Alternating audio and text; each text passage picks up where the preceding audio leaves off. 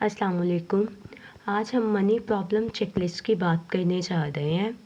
अगर इसके general concept की बात करें तो मनी प्रॉब्लम चेकलिस्ट में जो जनरल कॉन्सेप्ट जो इसका इन्वॉल्व है वो ये है कि इसका पर्पस क्या है कि किन लोगों पे कंडक्ट किया जाए या किन लोगों पे कंडक्ट किया जा सकता है और किस तरह से ज़्यादा इसका बेनिफिट हम हासिल कर सकते हैं। अगर हम जनरल पर्पस की बात करें तो एक्चुअली में ये स्टडी रिलेटेड पर्सनल प्रॉब्लम्स का सामने लेकर आती है और इस पर्पस के लिए कंडक्ट किया जाता है। ज़्यादातर लोगों के लिए किन लोगों के लिए ये इस्तेमाल होता है, इसके हमारे पास प्रॉपर 3 वयन मौजूद हैं। जूनियर स्कूल फॉर्म अवेलेबल है, उसके अलावा हाई स्कूल फॉर्म और कॉलेज वयन फॉर्म। कॉलेज जो फॉर्म है वो हम अडल्ट के लिए भी इस्तेमाल कर सकते हैं। इसका दायरा कार इस तरह से मौजूद है, मगर हमने अपने सैम्पल की सूटेबिलिटी के पॉइंट ऑफ व्यू से इसके वयन का इंतखाब करना है। अगर इस टेस्ट की कंसीडरेशंस और अकोमेंडेशन की बात की जाए तो ये टेस्ट जो है सेल्फ रिपोर्ट मुहैया करता है। ये टेस्ट नहीं है, एक्चुअली में ये हमारे पास एक चेकलिस्ट है और इसकी लैंग्वेज हमारे पास जो इसकी ज़ुबान सादा है और आसानी से समझी जा सकती है। इसमें कोई टेक्निकल ऐसी बात नहीं है कि जिसको समझना मुश्किल हो जाए। उसके अलावा ये जो मनी प्रॉब्लम चेकलिस्ट है ये किन एरियाज़ को कवर करती है, इस पर बात की जाए तो ये स्टडी के रिलेटेड ही एरियाज़ को कवर करती है। लेकिन उस स्टडीज़ के रिलेटेड क्या क्लाइंट को, एप्लीकेंट को या स्टूडेंट्स को प्रॉब्लम आ रही है उस पे हम बात करेंगे, जिस पे ये कवर करती है health and physical development. Means कि अगर आपका क्लाइंट, एप्लीकेंट या स्टूडेंट है उसको स्टडी में इस वजह से प्रॉब्लम आ रही है कि उसकी हेल्थ अच्छी नहीं है, ऑटोमेटिकली वो स्टडी पर कंसंट्रेट नहीं कर पा रहा है। इसका फर्स्ट वाला एक्सपेक्ट तो हमारे पास ये हो सकता है। सेकंड एस्पेक्ट जो हमारे पास है वो होम एंड फैमिली है कि या तो उसकी फैमिली अच्छी नहीं है, मीन्स कि उसके फैमिली के साथ रिलेशन अच्छे नहीं है, या कहीं ना कहीं वो किस डिस्टर्ब है ख़ानदान से, अपने घर से, तो इस वजह से ये चीज़ भी उसकी स्टडी पर इफ़ेक्ट डाल सकती है। उसके अलावा मोरल और रिलीजन, अगर रिलीजन पर बात की जाए तो मे बी वो शख्स जो है या एप्लीकेंट या स्टूडेंट या क्लाइंट जो भी है आपका, वो बहुत ज़्यादा रिलीजन हो, इस्लाम की तरफ उसका बहुत ज़्यादा रुझान हो, कुछ ऐसी चीज़ें हों कि जिसकी वजह से उसका अपनी स्टडी पर कॉन्सेंट्रेट कम हो जाए। और मॉरल्स भी इसी तरह है।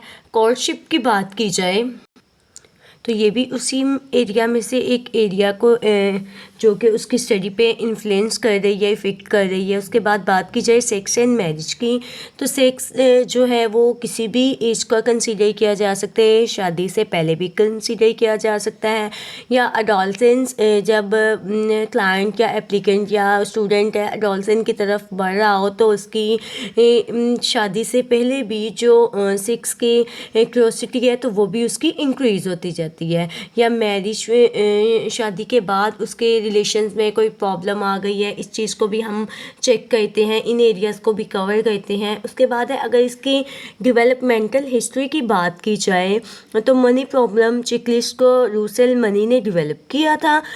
उसके अलावा इसमें हमारे पास 210 से लेकर 330 तक एटम्स मौजूद होते हैं। जैसे कि मैंने आपको बताया था कि इसमें कई फॉर्म्स अवेलेबल होते हैं, जूनियर है, स्कूल है और हाई या अडल्ट, कॉलेज या अडल्ट फॉर्म आपके पास अवेलेबल है। अभी मैंने आपको 3 प्रीवियस बता चुकी हूँ कि जो कि जूनियर स्कूल फॉर्म है, हाई स्कूल फॉर्म है और अडल्ट या कॉलेज स्कूल फॉर्म जो कि आपके पास अवेलेबल है। इसमें जो सबसे कम एटम्स होती है ना वो जूनियर फॉर्म की अवेलेबल होती है जो कि 210 होती है, और 330 ऑब्वियसली आपके पास अडल्ट या कॉलेज फॉर्म के लिए ही अवेलेबल होंगी। अगर इसकी ओरिजिनल लिस्ट की बात की जाए तो एक्चुअली में ये जो है लिटरेचर रिव्यू से इसके रिकॉर्ड इस तरह से लिए गए हैं कि इसको बहुत लार्ज नंबर पे इस पर रिस्पॉन्सेस लिए गए हैं। इसके अलावा 1915 में इसको रिवीजन किया गया था, इसके एलिमेटेड एटम्स को इनफ्रीक्वेंटली चेक किया गया था और जो रिटेन एटम्स थे ना उस पर हमने काम किया था। उसके बाद है अगर टेस्ट की एडमिनिस्ट्रेशन की बात की जाए तो ये सेल्फ एडमिनिस्ट्रेट भी किया जा सकता है, इसको ग्रुप या इंडिविजुअल भी किया जा सकता है। इसके लिए एक्चुअली में कोई टाइम लिमिट नहीं है, लेकिन 25 to 30 मिनट्स में हमारा क्लाइंट, एप्लीकेंट या स्टूडेंट इसको फिलअप कर सकता है। इसमें हम जो चीज़ को चेकआउट करते हैं वो क्या है कि आपके पास फॉर्म अवेलेबल होता है। अभी मैं वो आपको फॉर्म दिखा भी देती हूँ। ये आपके पास मनी प्रॉब्लम चेकलिस्ट है। इसमें आपने age, date, sex, class, college जो भी है ये सब आपने इसको कंप्लीट करना होता है। इसका फर्स्ट वाला पेज ये हमारे पास proper money problem checklist available है जो कि आपके पास देख सकते हैं। इसमें सारी आइटम्स मौजूद है। इन आइटम्स को किस तरह से करना है वो भी मैं आपको बता देती हूँ। इसकी स्कोरिंग भी कैसे करनी है वो भी बता देती हूँ। जब फर्स्ट ऑफ ऑल आपने इन 330 आइटम्स को अच्छी तरह से रीड आउट कर लेना है। रीड आउट करने के बाद आपने क्या करना है, जो आपको आइटम्स अच्छी लगती हैं या जिसमें आपका इंटरेस्ट है, आपने उन आइटम्स को अंडरलाइन करना है। वन बाय वन इन सारी आइटम्स को आपने अंडरलाइन कर देना है जिनमें आपका इंटरेस्ट है। उसके बाद आपने क्या करना है, आपने दोबारा फिर इसी फर्स्ट पेज पर आ जाना है मनी प्रॉब्लम चेकलिस्ट पे। आपने देखना है कि आपने जिन लाइंस को अंडरलाइन किया है उन्हीं लाइंस को दोबारा से अच्छे तरह से रीड आउट करना है और अपना इंटरेस्ट चेक करना है। उन्हीं लाइंस में से जो आपको बहुत ज़्यादा इंटरेस्टेड लगती है आपने उसको सर्कल कर लेना है। जैसे कि मैं आपको यहाँ पे दिखा सकती हूँ कि मैंने यहाँ पे एक किया हुआ है, needing a part time job, कि मुझे पार्ट टाइम जॉब की ज़रूरत है, या नो गेटिंग इनफ स्लीप, ज़्यादा नहीं है। अब ये मैंने अंडरलाइन किया। जब अंडरलाइन करने के बाद मैंने सर्कल की बात आई तो मैंने सर्कल अंडरलाइन वाली आइटम्स में चेक करना है जिसमें मेरा इंटरेस्ट बहुत ज़्यादा है, ठीक है, उसको अंडरलाइन हम लोगों ने कर लेना है। उसके बाद है इसके आंसर की समरी की रिव्यू इस तरह से आप लोगों ने करनी है कि इसको अपने वर्ड्स में भी कर सकते हैं। और यहाँ पे ये देखिए मैंने खुद से यहाँ पे सर्कल और टोटल लिखा हुआ है, मैंने यहाँ पे यू मेंशन किया है अंडरलाइन का। मैंने क्या करना है, फर्स्ट वाले ब्लॉक में, ये फर्स्ट वाला आपका कौन सा ब्लॉक कंसीडर होगा, ये वाला सारा आपका फर्स्ट वाला ब्लॉक कंसीडर होगा, ठीक है, ये वाला फर्स्ट वाला ब्लॉक कंसीडर होगा। आपने इसमें से क्या करना है, इसमें जो अंडरलाइन वाली आइटम्स हैं उनको काउंट करना है। उनको काउंट करके आपने अंडरलाइन वाले कॉलम में उन आइटम्स को लिख देना है। उसके बाद है आपने इन्हीं फर्स्ट वाले ब्लॉक में से देखना है जो सर्कल वाली आइटम्स हैं, आपने उनको काउंट करना है और सर्कल वाले कॉलम में उसको राइट कर देना है। टोटल में आपने इन दोनों के आइटम्स को प्लस कर लेना है, अंडरलाइन वाली और सर्कल वाली आइटम्स को टोटल करके आपके पास जो आइटम आएगी, जो काउंट नंबर आएगा वो आपने राइट कर लेना है। वन बाय वन ये देख सकते हैं आपने इसी तरह से इसको कंप्लीट करना है। इस तरह से आपकी मनी प्रॉब्लम चेकलिस्ट कंप्लीट हो जाएगी। मैं आपको स्कोरिंग भी बता देती हूँ। जैसे कि मैंने आपको पहले बताया है कि हम ये किस लिए करते हैं मनी प्रॉब्लम चेकलिस्ट, क्योंकि हम इसमें इंडिविजुअल के पर्सनल इमोशंस, सोशल और उसकी लाइफ में कौन कौन सी डिफ़िकल्टीज़ हैं उनको चेक करते हैं।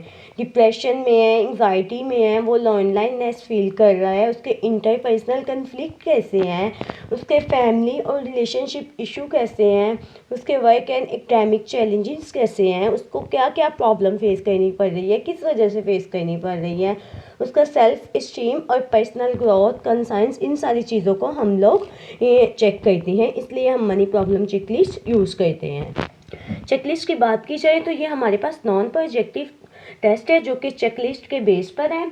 अच्छा, अब हम इसके रिजल्ट के मेजर की बात करेंगे। जैसे कि मैंने आपको बताया है कि आपने अंडरलाइन आइटम्स को और टोटल आइटम्स को, नंबर्स को काउंट करके, सॉरी अंडरलाइन को और सर्कल को काउंट करके, इनकी टोटल आइटम्स जो भी है उनको काउंट करके टोटल आपके पास एक सम आ जाएगा। इसलिए हमें कोई ओवरऑल कोई न्यूमेरिकल वैल्यू तो नहीं देता मनी प्रॉब्लम चेकलिस्ट, लेकिन ये हमें कैटेगराइज कर देता है कि हमने उन रिस्पॉन्सेज को किस तरह से कैटेगराइज करना है, कि डिफरेंट प्रॉब्लम्स एरियाज को शो करवाने हैं, कि वो उसके अलावा हमने चेक करना है कि वही के अंडरलाइन आइटम्स को देखना है कि उसका इंटरेस्ट ज़्यादा किस चीज़ में है या उसको किस चीज़ में प्रॉब्लम आ रही है। सर्कल में चेक करना है, जिसका स्कोर ज़्यादा हाई होगा ये इजीली आपको पता चल जाएगा। स्कोरिंग तो वैसे हमारे पास इसकी कोई प्रॉपर स्कोरिंग तो नहीं है, लेकिन हम यहाँ से चेक कर सकते हैं कि हमने देखना है कि जिसका हमारे पास स्कोर ज़्यादा होगा, ये देखिए टोटल है ना, तो हम चेक कर सकते हैं कि उन्होंने ये देखें HTP, FLE, SRA, SPR, PPR, CSM, HFMR, इन सब में से चेक करना होता है उसका स्कोर किस में ज़्यादा हाई है। उस स्कोर के बेस पे हम चेक करते हैं कि उसको किस एरिया में प्रॉब्लम आ रही है।